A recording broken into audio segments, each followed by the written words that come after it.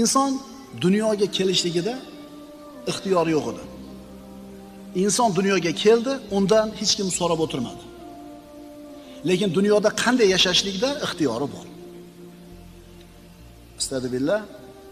Man kana yuridu al-ajilata ajjalna lahu fiha ma nasha'u liman nurid.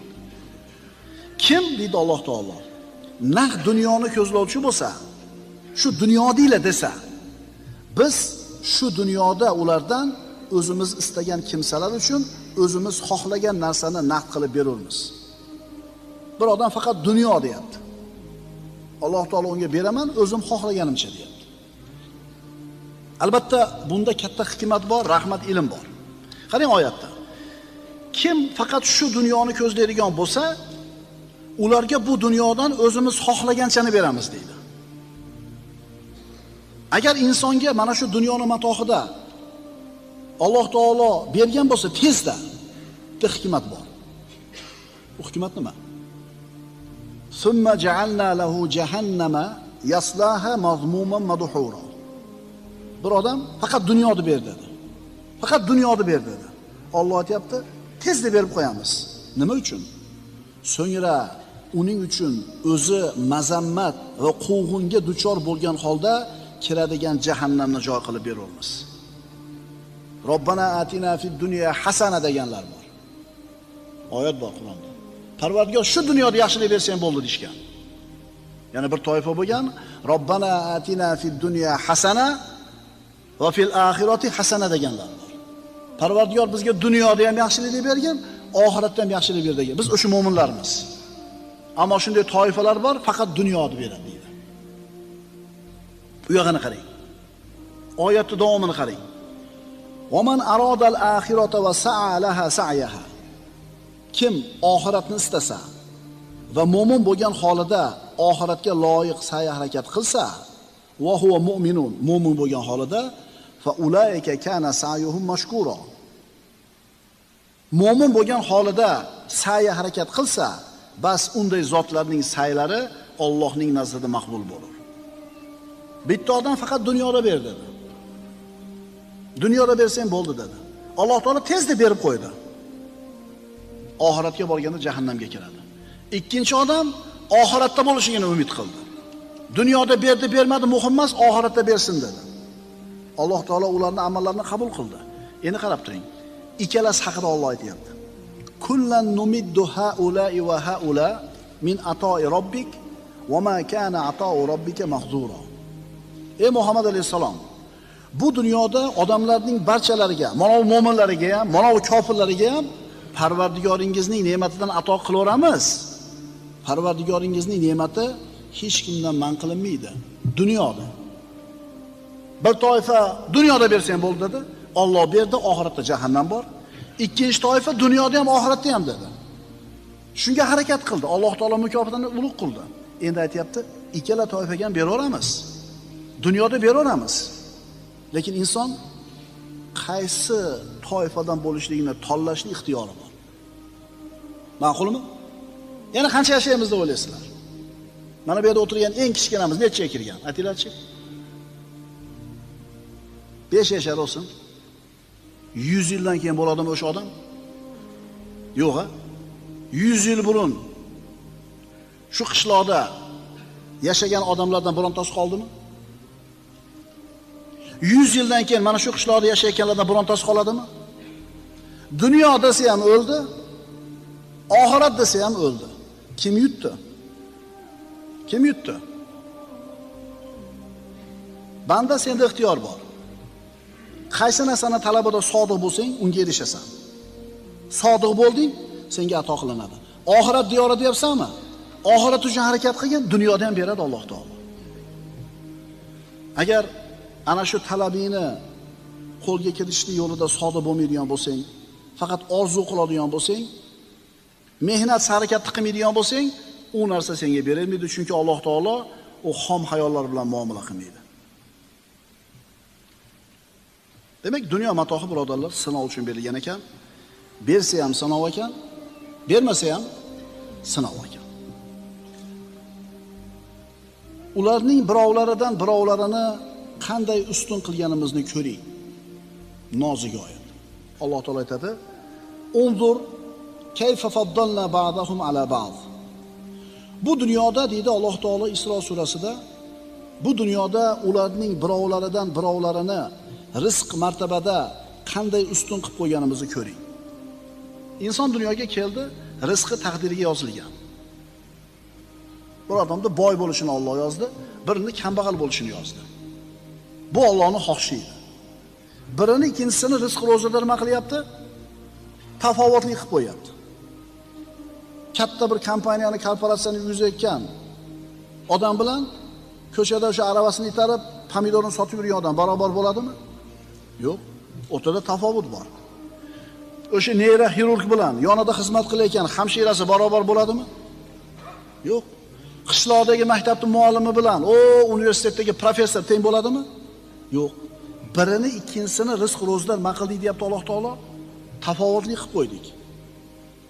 Lekin valal axiratu akbaru darajatin va akbaru tafdila. Shak shubha yo'qki, oxirat darajalari necha barobar ulug' va afzalroqdir. Inson ana shu oldiga qo'ygan maqsadga yetishlik uchun, doktor degan unvonni olishlik uchun yoki faloncha puli bor boy degan nomni olishlik uchun mehnat mashaqqatlarga kirishadi. Ana shuni mehnat mashaqqatlar evaziga topgan narsasini olim bo'ludi, boy bo'ludi, akademik bo'ludi. Odamlar bu narsani ko'rib turib katta narsa deydi. Bu narsalar hammaga berila olmaydi, to'g'ri. Lekin ana shu narsani odamlar katta yutuq, muvaffaqiyat deb o'ylaydi. Qaytarib aytaman, falonchi milliarder, falonchi professor, falonchi manaqa chempion, falonchi manaqa. Dunyo matohi unga berildi. Va mana shu narsani odamlarni ko'plari katta yutuq deb o'ylaydi. Bu yutuqmi bu? Haqiqiy yutuqmi bu? Keyin nima bo'ladi? Keyin aniq keladigan narsa nima? O'lim. O'lim kelgandan keyin puli ham tevada qoladi, unvoni ham tevada qoladi.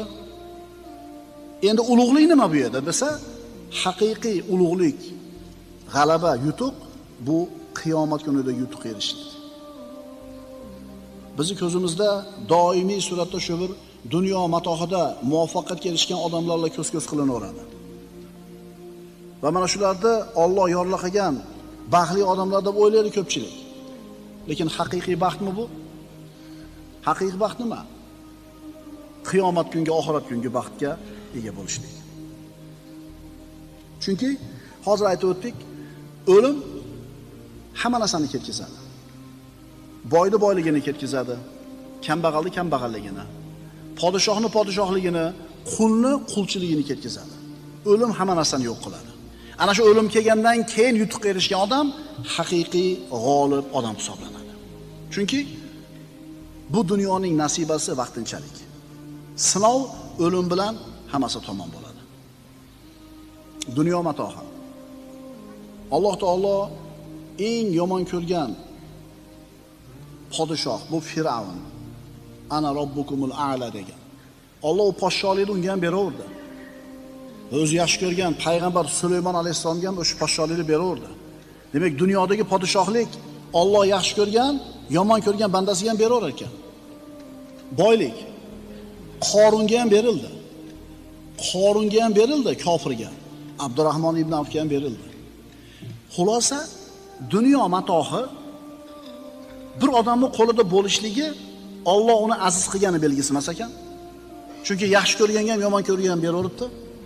Dunyo matohini bermaganligi Alloh xor qilganligini belgisi emas ekan. Ma'qulmi? Endi qarangki, Alloh taolo avval yashab o'tgan ummatlarda aytayapti.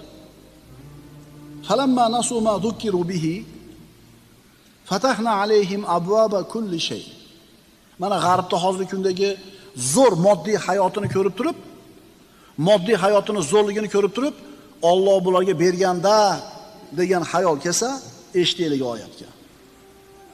Endi o'zlari uchun eslatma qilib berilgan narsani unutgan vaqtlarida ularga hamma narsaning eshiklarini ochib qo'ydik.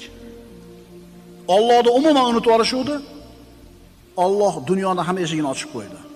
Qachonki o'zlariga berilgan narsalar bilan shod, xurram turganlarida ularni to'satdan ushladik, bas butunlay nomurod bo'ldilar. haqiqiy g'alaba, haqiqiy yutuq o'limdan keyingi yutuq.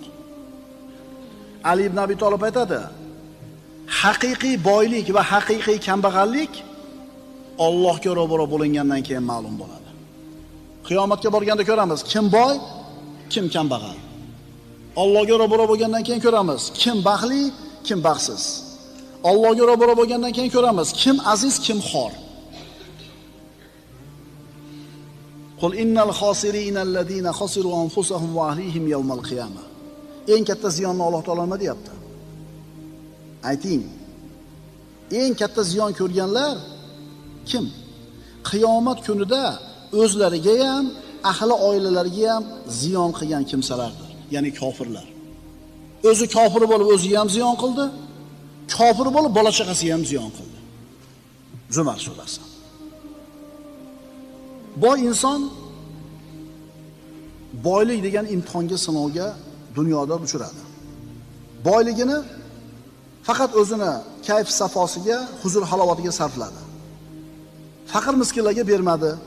Alloh rozi bo'ladigan joyga sadaqa qilmadi. 70 yil yashadi. Zo'r yashadi. Lekin baribir nima bo'ladi oxirida? Baribir o'ladi. Deb sinovdan o'ta olmadi. Yana bitta odam 70 yil yashadi, u faqir yashadi.